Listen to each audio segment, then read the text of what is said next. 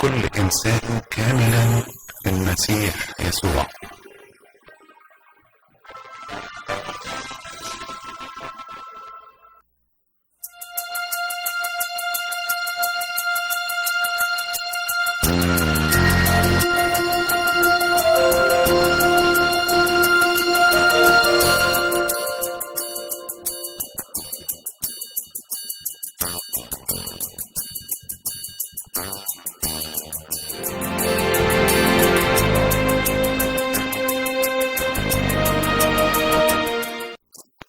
Good evening. Welcome to another episode of the Coptic Cafe program on Logos TV.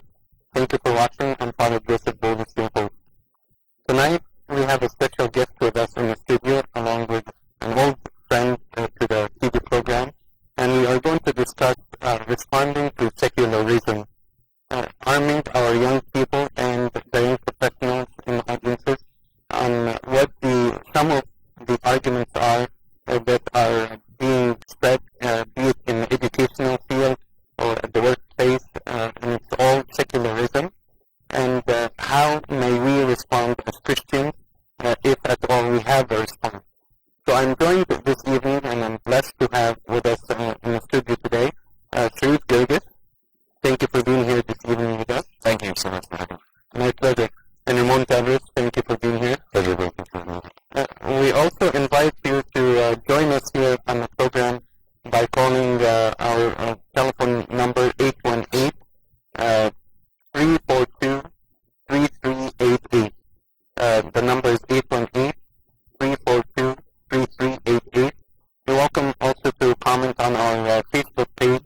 It's Facebook/Coptic Cafe, one word, and we welcome all your comments. Let me turn to my blessed guests, and first of all, I would like to have Sharif introduce himself, because this is the first time on the Coptic Cafe program. Please tell us a little bit about yourself. Sure. Well, I was born in Egypt, but I grew up mostly in Delaware, in the United States. I went to undergraduate at Princeton, where I got a bachelor's in philosophy. I studied a master's in philosophy at Oxford, and then came back to Princeton to begin a PhD, which I've been combining with a law degree here. As you can tell, perhaps my goal is to be able to teach at a university, philosophy, or at a law school as well. And what got you started on the path of studying philosophy and getting into that deep?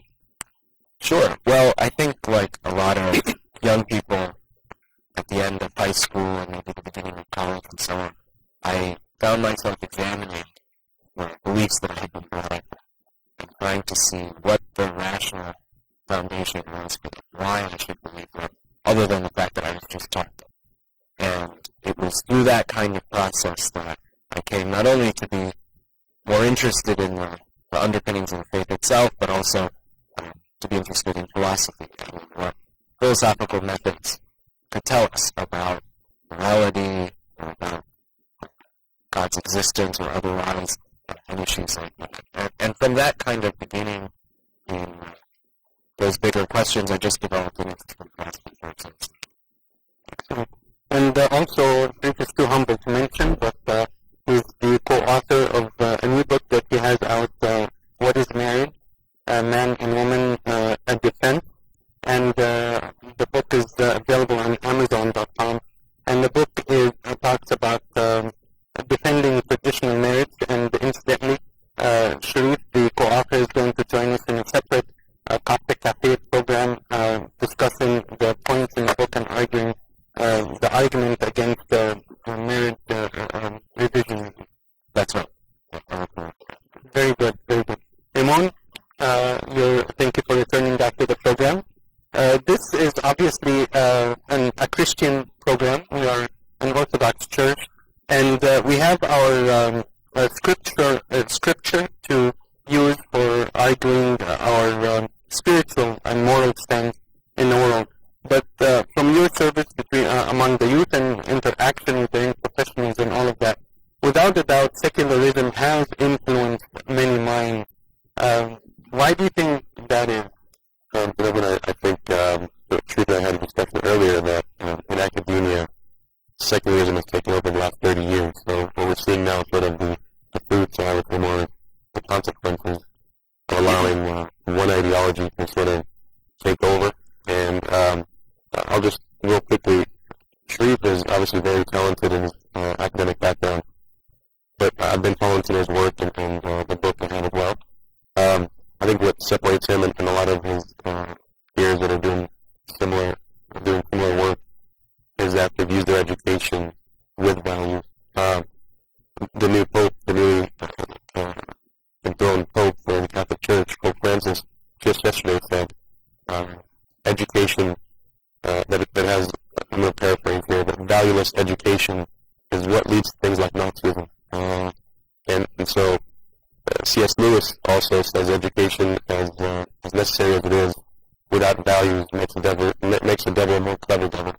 And so Sharif's talents are not only academic, but they're immersed in values. And I think that's what our youth hopefully will start to do. We have a lot of talented youth, and I think it's time for them, a lot of them, to utilize that talent for good. And Sharif, you've mentioned that you went to several Ivy League universities and prestigious universities. Tell me about what that's like in terms of any agendas being pushed, propaganda, or trying to further some ideas other than other, morally different ideas and so on and so forth. Tell me about, have you seen any of that in your classroom with your professors? Sure. Well, I've been very happy to go to each of the universities I've gotten to go to. I'm very blessed to have gotten there. And I've learned a ton at every one, and I expect to continue learning. What I also learned, especially at the beginning of grade school, is that no matter the intellectual caliber of the professors and of their peers, and no matter how rigorous everybody's methods and standards are, there's no such thing as a neutral education. There's no such thing as an education that's just from no viewpoint at all. Everyone is starting with some set of beliefs, with some set of background assumptions, and they're going to inevitably bring that to the table, to the discussion that you have, whether it's in the seminar, in the classroom, or in the exchange that you have with professors over written work. And it's really important to be aware of that. So it's not so much that there's a kind of concerted agenda, a kind of drive to undermine people's beliefs just as such, or to inculcate a particular system in them, although I'm sure there are examples. But it's just a more general fact about education and about these kinds of discussions, is that it's inevitable that people will all come with a perspective. And you have to be aware of that so that you can critically examine the assumptions of others. Let's say I believe in idea X and you believe in idea Y. And then a professor is an authority figure in the classroom, and he is going to push idea Y. That's his ideology. But when you start discussing your own merits or your own ideas, it's almost like you're put down. I'm not talking at the university level. Maybe it is, maybe it isn't. But on the street, if you're against, for example, gay marriages, then you're a hater, you're a racist, you're a bigot, because you're not tolerant. What gives one side the right to have, and the reverse could work as well. I could have my idea X and I try to impose that on another person. Yeah, well, I think what you find is that where there's a majority viewpoint, it's very easy for the people who hold that viewpoint to marginalize the other side, because they've got power in numbers. They can just take it for granted that everyone who's right-thinking, everyone who's decent, who thinks clearly, who's informed, is going to have a particular view. And you just have to resist going with that. And it could be, you're right, it could be a groupthink in a conservative direction, it could be a groupthink in a liberal direction, it could be one in a direction that doesn't fit either of those labels. But in any of those cases, it's bad for critical thinking. And you have to be aware of the possibility that you're entering a context where most people have one view, and so it's going to be the view that's least likely to be challenged, to be critically examined. And just having that in mind, even just being aware of that, doing it even if you don't provides is really important, and it helps you know what kinds of resources you might need to supplement your formal education. I'm surprised that this happens with people who are attending colleges and universities. This demands a higher kind of intelligence, and you shouldn't be sitting there and just subscribe to an idea simply because the masses are subscribing to the ideas. I find it hard to believe that college students, smart college people, and smart graduates, and so on and so forth, don't have the necessary critical thinking training to go deep into the idea. Yeah, well, I mean, I think definitely the university is the place where that can be, that kind of critical thinking ability, and where it should develop. It's one of the main things that you can do best at a university. It's really important to do at that stage of life. At the same time, I think it's just inevitable. We're all human beings, and we all face social pressures, and there's a lot of social pressure, I think, when you go into college to act a certain way, but in particular, for the purposes of our conversation, I think a certain way.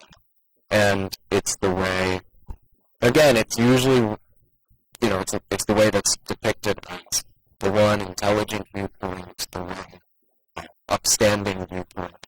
And it's just important not to be taken in by that. You have to be open to arguments. You have to be open to considering opposing views, and it's the great value, one of the great values of going to the university. But just always be aware of whether you're going with a particular viewpoint because it's the path of least social resistance. Excellent point. You're watching the Coptic Cafe program on Mobile TV. Thank you for being here with us this evening. The phone number here is 818 342 3388. 818 342 3388. We invite you to call in and get in on the conversation with your comments and questions, or update, put a status update on our Facebook, Coptic Cafe, facebook.com/Coptic Cafe.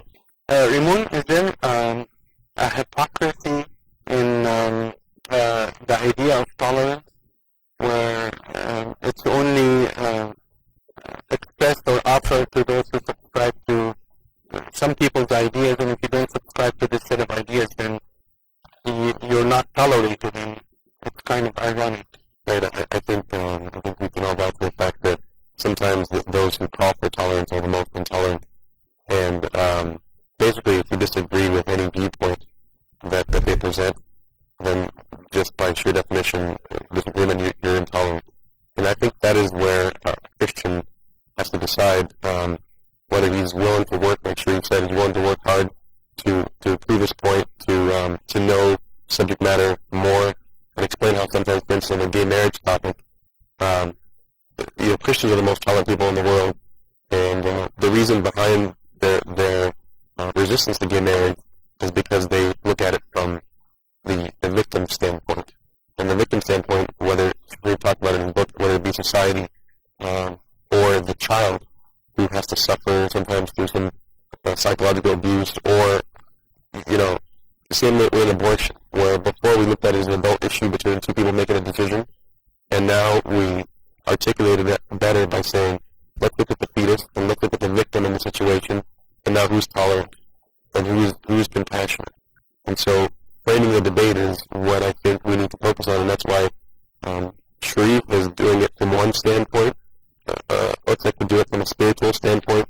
Everyone has a calling, everyone has a talent, and that's why I think they need to find out, how do I very compassionately in a Christian manner, and sometimes academically, and sometimes, through direct conversation, what is it that I need to learn, how to frame the debate, how do I frame the debate properly enough to where they can't tell me within tolerance.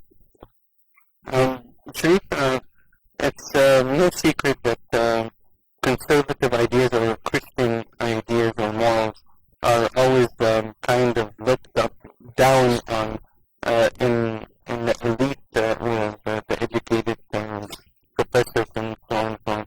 What happens when someone speaks up in a class? Have you seen it? Has it happened? Have you done it yourself? Where a professor is trying to basically have biasly arguing for something that we shouldn't be arguing. Let's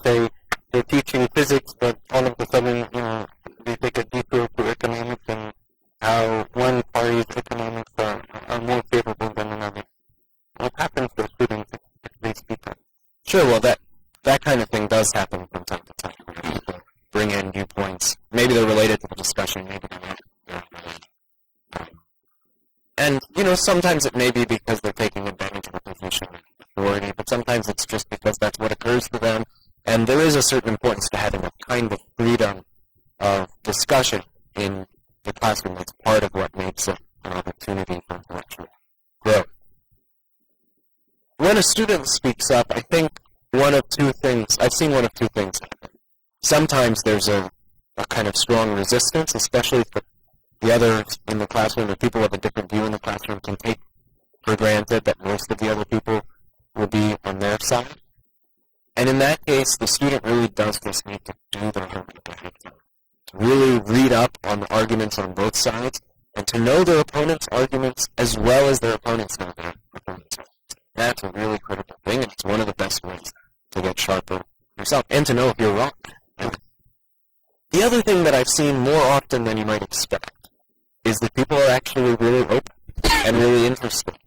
Often what happens is that if someone is from a particular social background, and maybe they went to a particular kind of high school, prep school, particular kind of college, most of their friends, their family, have a certain viewpoint, often they've just never met people who disagree on this or that issue.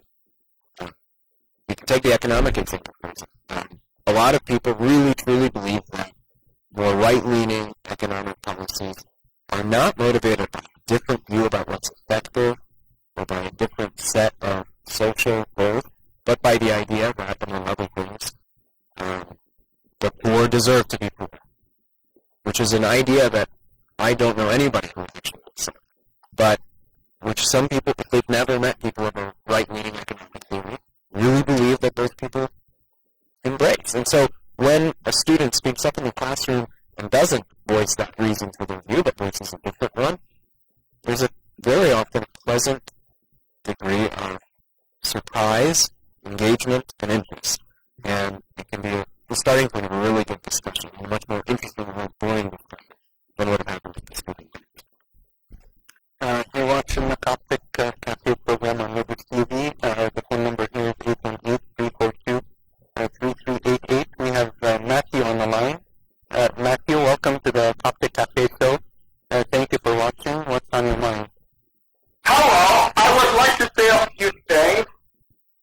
Because, you know, when it comes to tolerance, so let's say you're tolerant to disagree with me and would even support, you know, those hate crime laws. The idea of the hate crime laws comes from two educated psychologists, Marshall Kirk and Hunter Madison, both of which were gay rights activists. So they developed that idea kind of similar to how Nazis and communists were silencing free speech. And when it comes to the forces of secularism, they say we need separation of church and state. Those words don't appear anywhere in our Constitution. Because the First Amendment, read the First Amendment for yourself. Congress will make no law respecting the establishment of a religion, nor shall prohibit the free exercise thereof. And abortion is one example of how the left cheats in the war of ideas. They say they're pro-choice, but then they support forced abortions in China in the name of population control. So, and secular is not peaceful, because the deadliest government regimes were ultra-secular. Whether you talk about the Nazi occultists or militant atheistic communists. The Nazis killed 20 million, 12 million according to concentration camps in Iran, Soviet civilians. And communists killed a total of 150 million. So, our government is over time ignoring the Constitution because senators are not freely elected.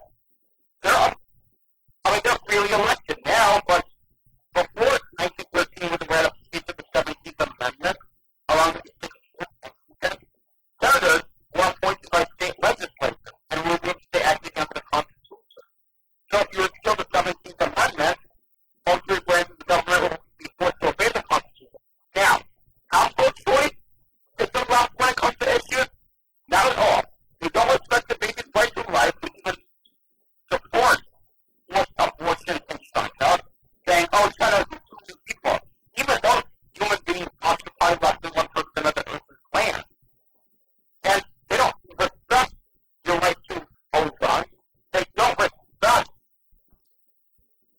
the right for you not to be asked directly.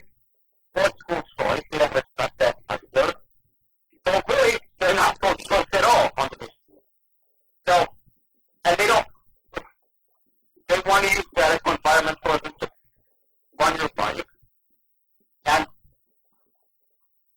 promote one world government. That's the purpose of radical environmentalism, to promote a one world government agenda.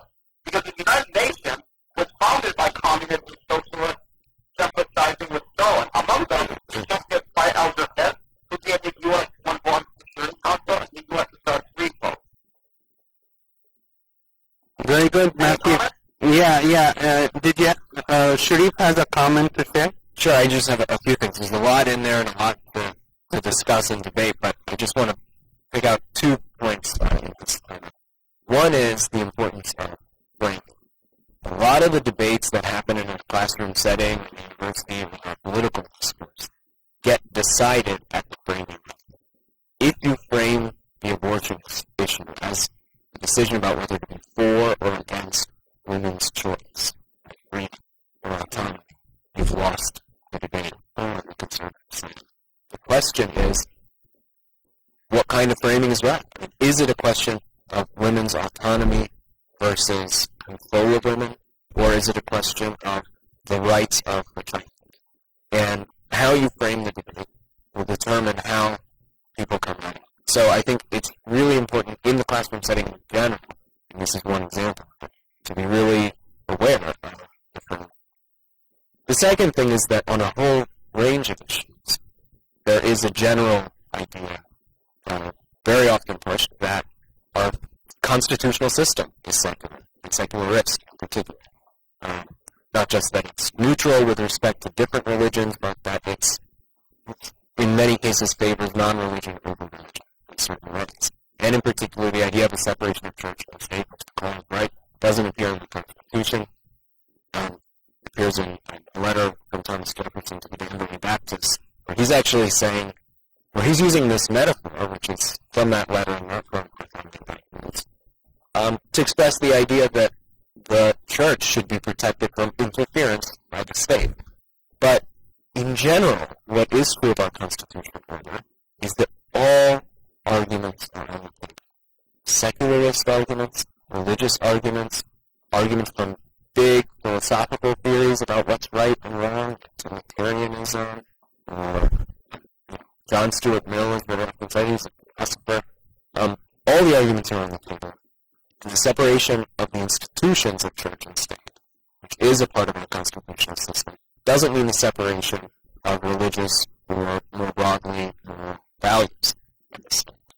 And keeping that general point in mind can kind of preempt a lot of areas in the kinds of, especially political conversations.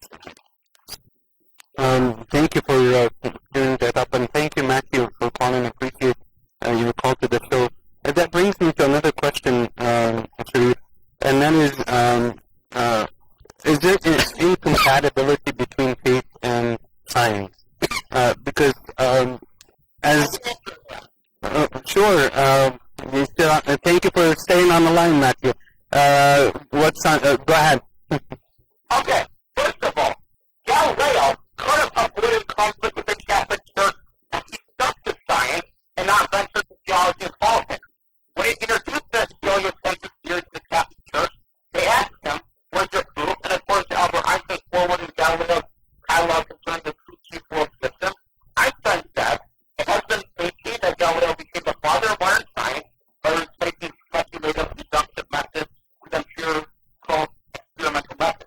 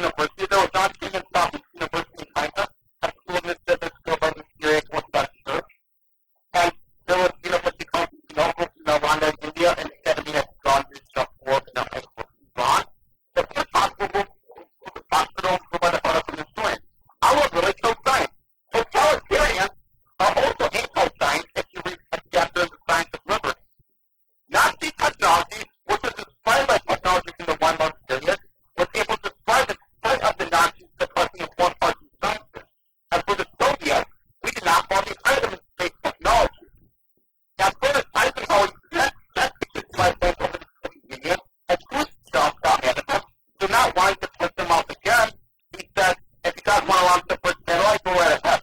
The Presidents Kennedy, Johnson, and Nixon hyped the Soviet system to put the game. The Soviet Union was never able to implement liquid hydrogen fuel. With a 6% economy, they could have accomplished anything.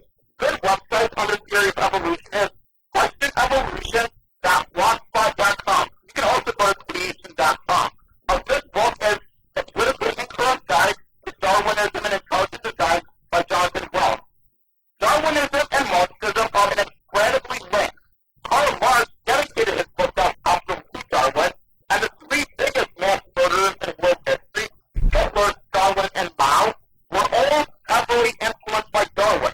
Hitler dedicated Mein Kampf, My Struggle, to the subtitle of Darwin's book. The full title is On the Origin of Species by Means of Natural Selection and Preservation of the Fever Race to Struggle for Life.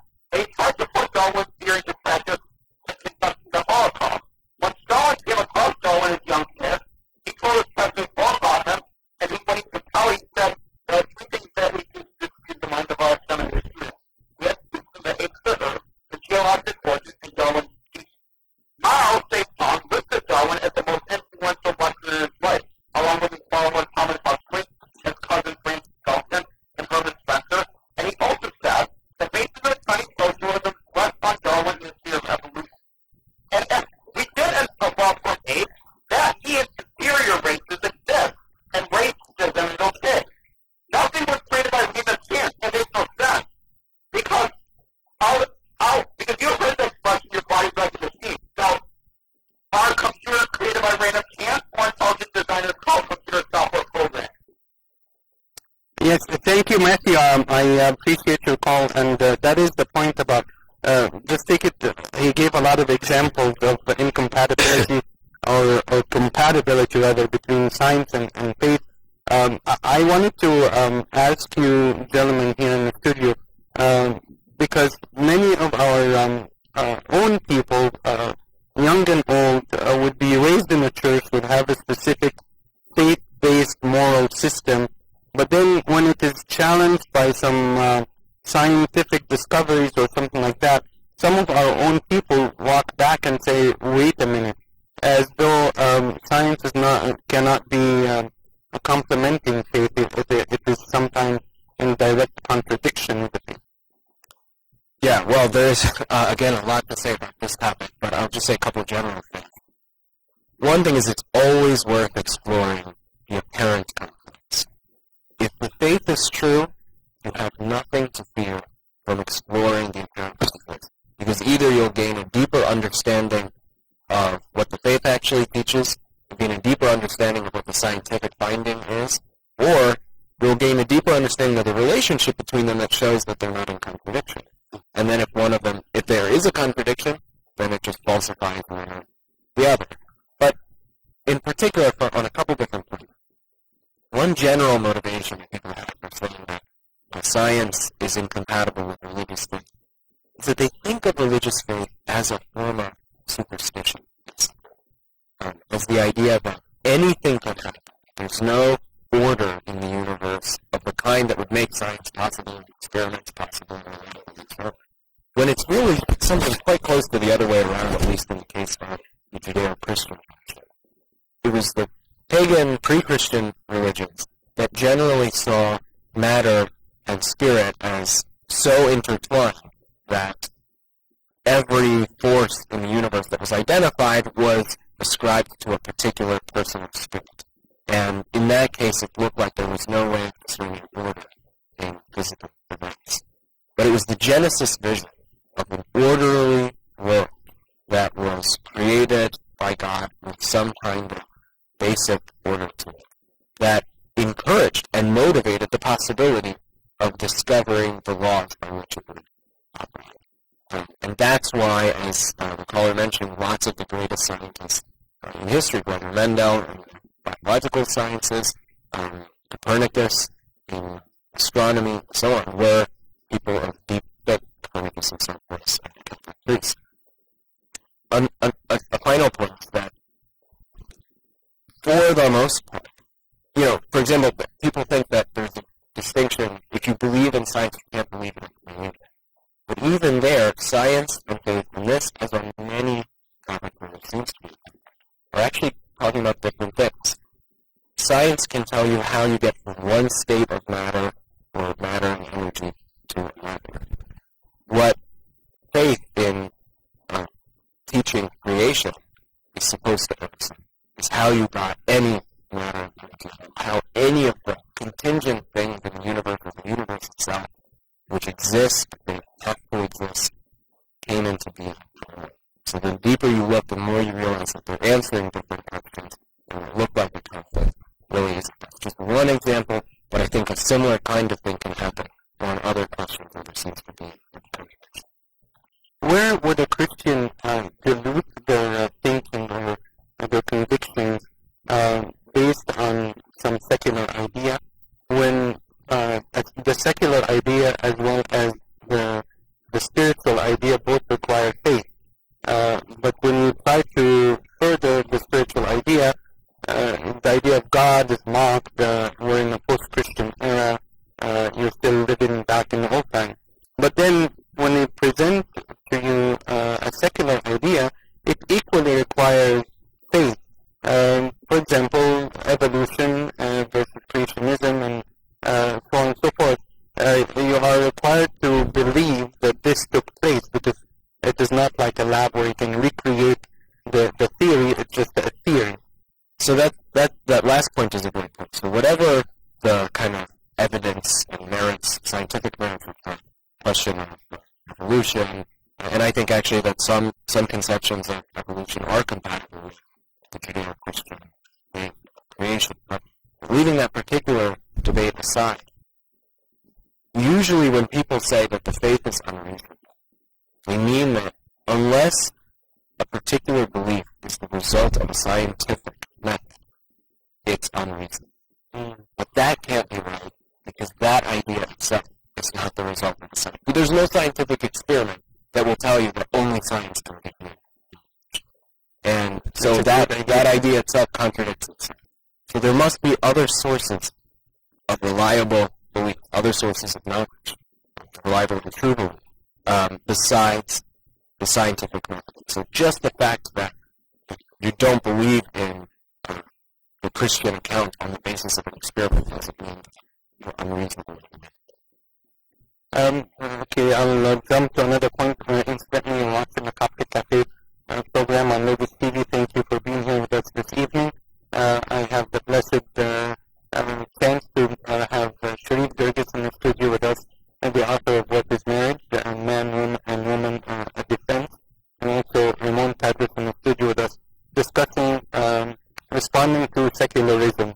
And Sharif, I'd like you to, Ramon, if you'd like to jump in, I'd like to switch and start talking about what kind of advice or because you participated in many debates, especially over the book you wrote, and you faced off with some high caliber people that are opposing your views and what your theses are in the book.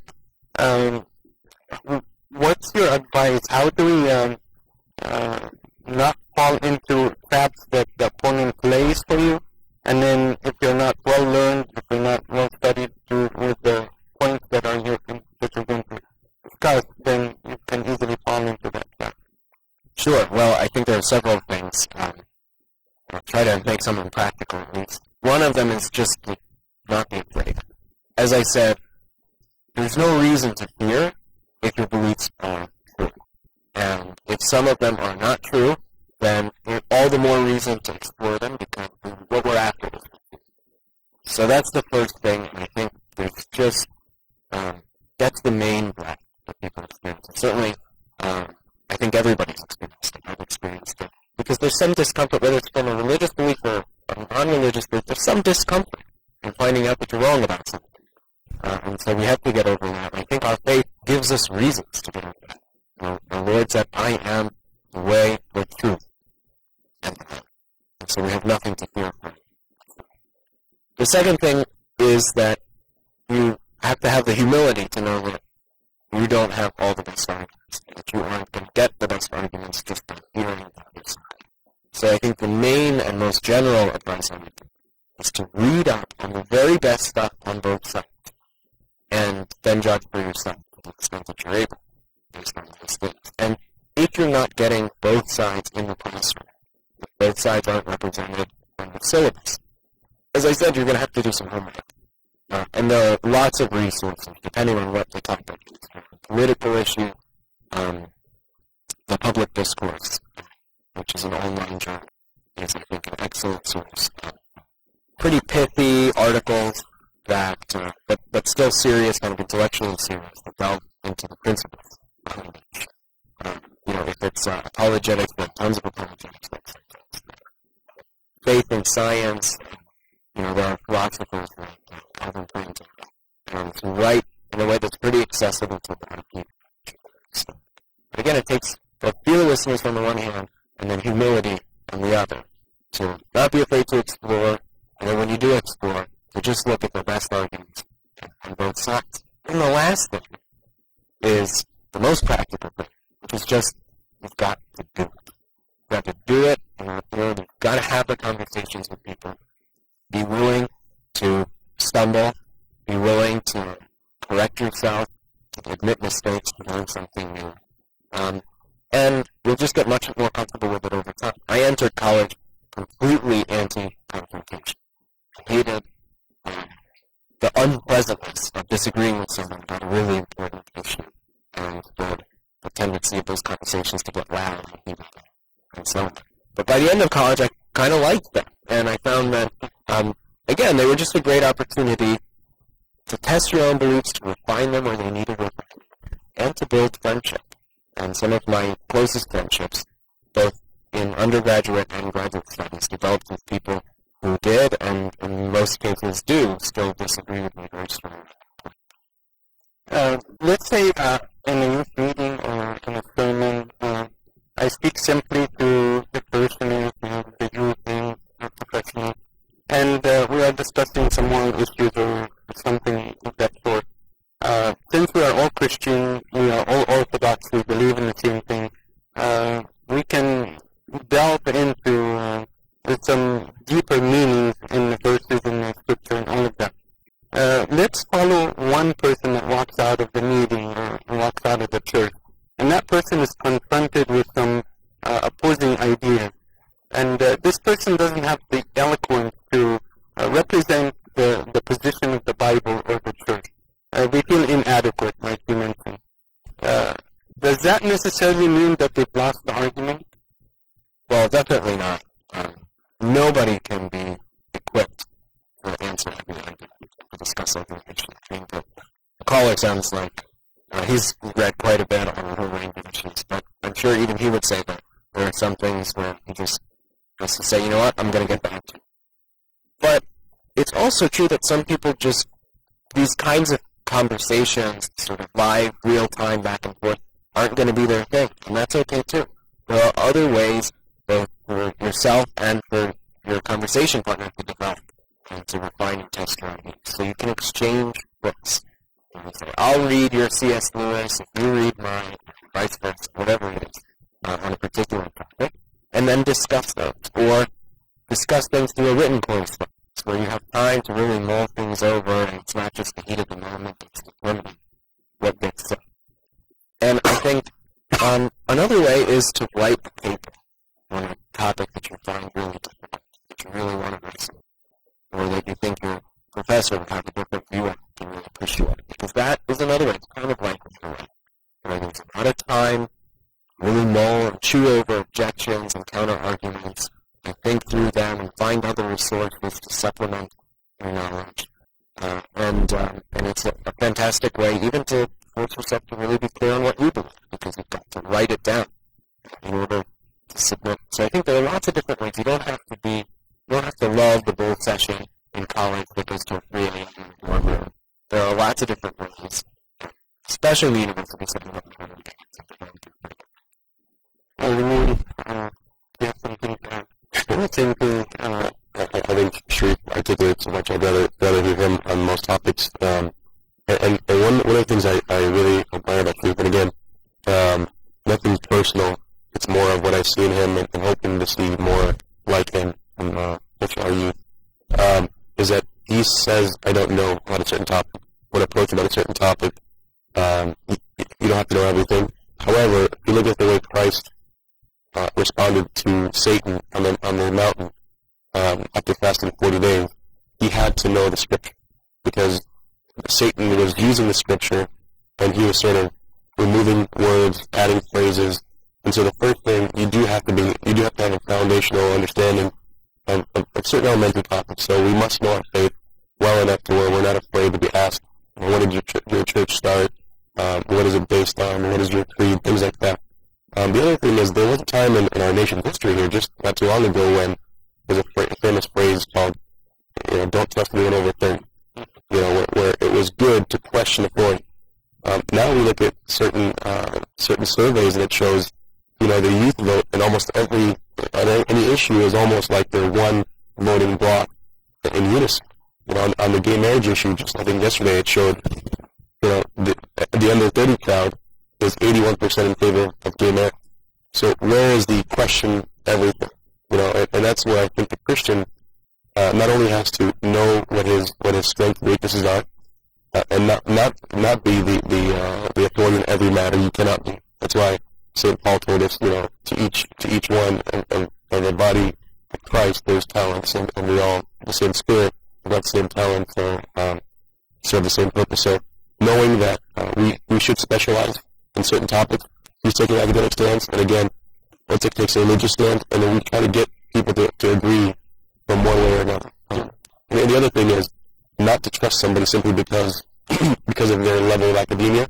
There was an individual, I won't mention their name, but they went to Cornell, Columbia, and Harvard, 3 Ivy League schools, very well respected. No one would dare tell you that they're not top-notch school.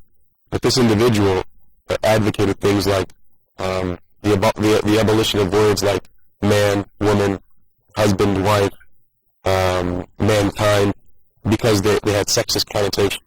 So if someone listens to that argument and says, well, they must be accurate because they're a Harvard grad, they're a Cornell grad, they're a Columbia grad, then by definition you've already set away all logic and have just believed somebody based on their academic background, which will not pan out every time. Side point, and the blessed viewers can test this out. If you write the word husband or wife in your word officer, now it comes with a squiggly red line underneath it, or green rather, meaning it's grammatically wrong. And if you right click on it, it says use spouse instead. So they're trying to get you away from exactly that, using gender-based terminology like husband, wife. And another thing is, again, it can tie around discussion. I think there's been a lot of topics, so I respect his logic. But if you look at some of these folks who are highly educated, they're essentially just handing degrees to each other. So as long as you agree with their value system, with their ideology, you're not going to be challenged. Someone who wants to write a conservative paper, or maybe even a liberal paper in a conservative setting, the one who doesn't have the majority supporting them doesn't have to know very much. So the burden of proof is on us, unfortunately, all the time, because we're the minority.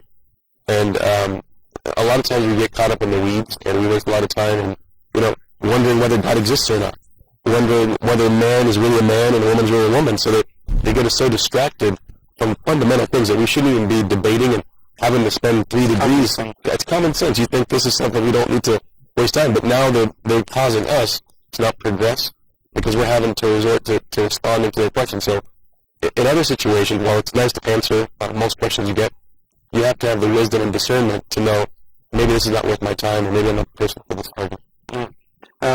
We have just about a little bit under 15 minutes left in the program. We're watching the Coptic Cafe show on Logos TV. Thank you for watching this evening. The phone number here is 818-234-3388. Sorry, 342-3388. It's 818 area code. 342-3388. We welcome your calls to get in on the conversation. I'd like to use the remainder of the time to, if you have anything to share, but let me just throw this one scenario out. I want to assure our blessed viewers and the church parishioners that the relationship with Christ is very simple. You develop a simple relationship and you work on deepening this relationship with Christ. arguments that are presented to you or not. It should not shake the core of that relationship. And the more honest and open you are, and I really love your the way you put it, Sharif, and that all ideas are on the table, no idea is off the table. But be careful not to have the devil play with our minds to lean towards one idea out of convenience, for example, or something like that. But I just want to get back to the point that the relationship with God, the necessary thing that we need to do on earth, is to work on the relationship and deepen it.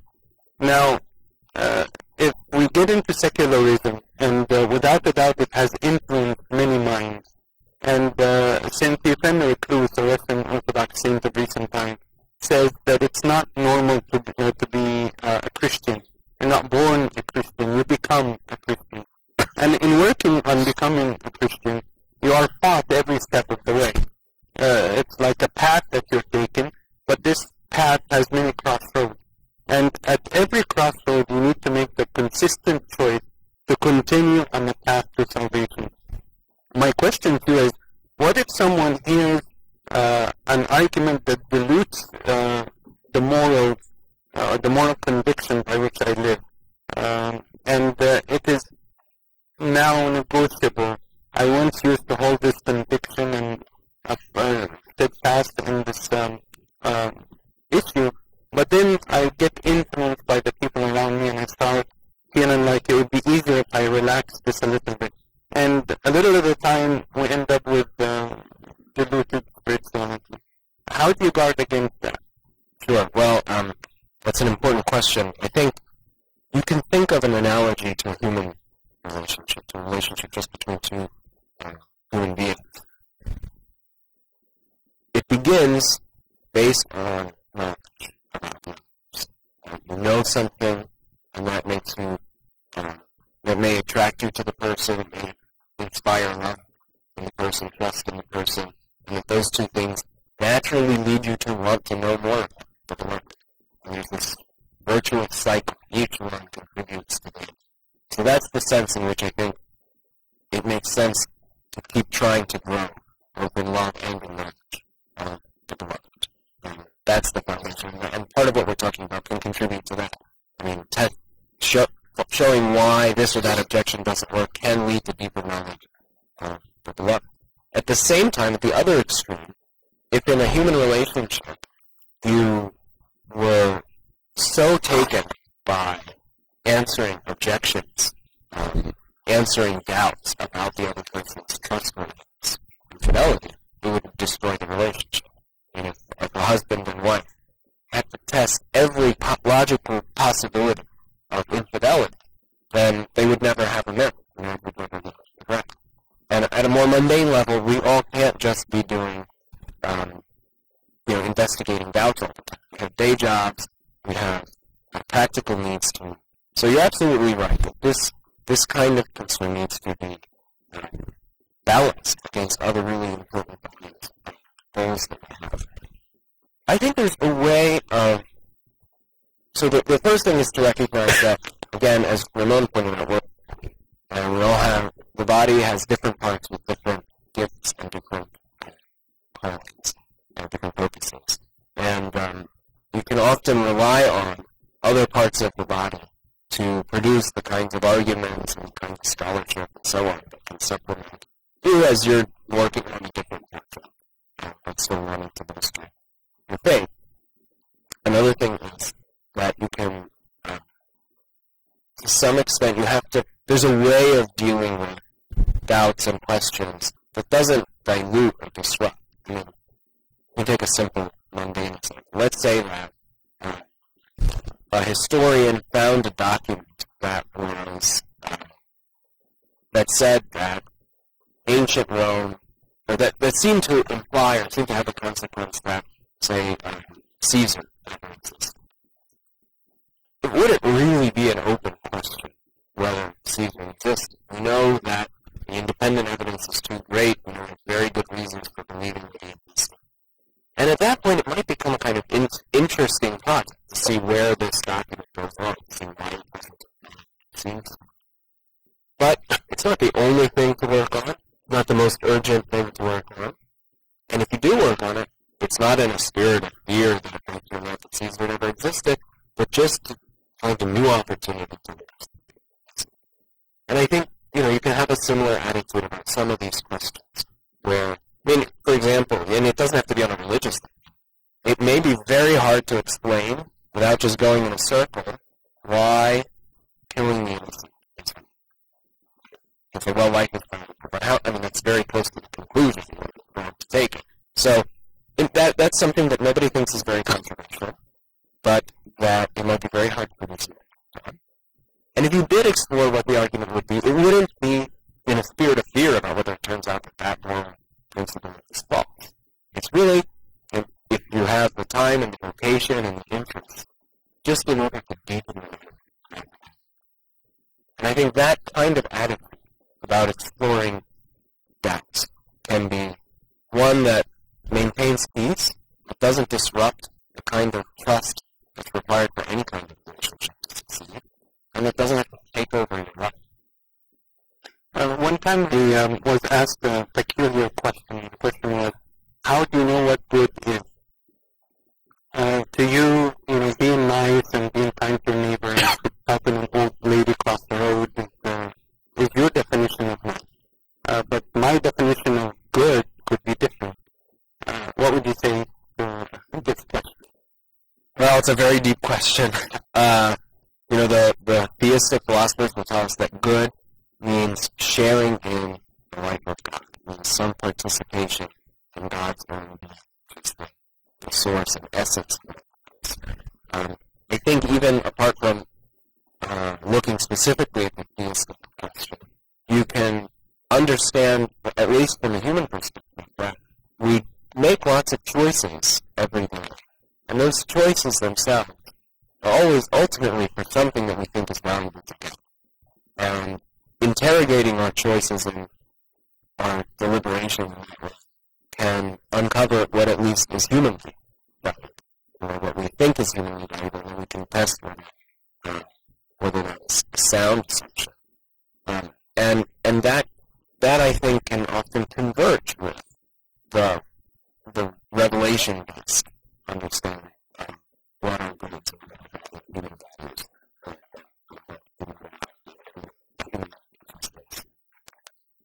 But it's a very deep question. But the insight that the question uncovers is that good can't just be a matter of which is usually, or a matter of my sense, which is usually an assumption in a lot of discussions. In atheistic thinking, what is the purpose, and what is the reason for being good? Well, you'll find some atheists who say, I think Daniel Dennett, in some of his phases, would say this, it's just an illusion. The difference between good and evil is false. It's a mirage. And that, in fact, there are just particles all the way down. The matter in the universe is the only true thing in the universe. And it's just good. It's valuable. It's useful for us to believe in good and evil because that makes society run in a certain way. And he happens to prefer that way of society running. But there's no deeper about that. And there are some atheists who will say, no, that's not it.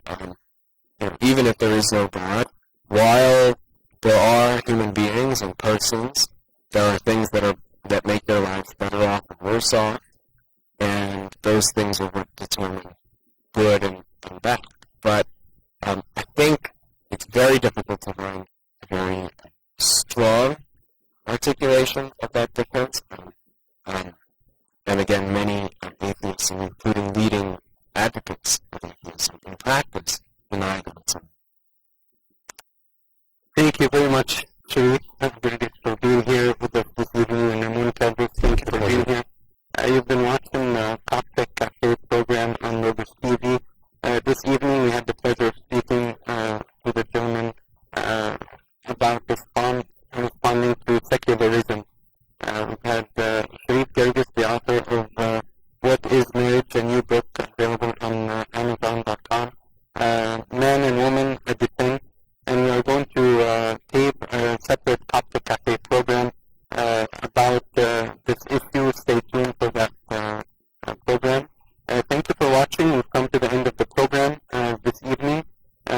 we welcome you to stay tuned to the upcoming episodes of the Coptic Cafe program. We welcome your comments on Facebook.com/Coptic Cafe, or email the program at the studio here, or with your phone calls are greatly appreciated. I leave you with the thoughts of St. Stephen Recluse, that it is not easy or normal to be a Christian. It's something that we must work at. And in working out on our salvation and Christianity, we are called to examine the issues that come in front of us. And St. Paul says, examine the spirits. Some will be from the teachings of the Scripture and from God, and some will not. So it is the burden on the Christian to discern